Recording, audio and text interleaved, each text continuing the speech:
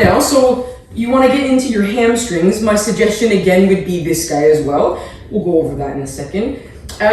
So if you're on the floor, you just put the peanut underneath. Again, make sure you're not underneath the knee. So start about an inch above the knee here, okay? And just in the middle here to start. Exactly the same setup. So same thing, you're gonna lift yourself up, put as much weight as you can on those hamstrings, and just up and down to start. So if you find again that it's still not enough for you, you can again elevate the surface. So put something underneath you, lift yourself up so you're another couple inches off the floor. But it's the same idea. That's what I'm trying to get across is you're rolling, just like with the foam roller, okay? You can shear, so side to side.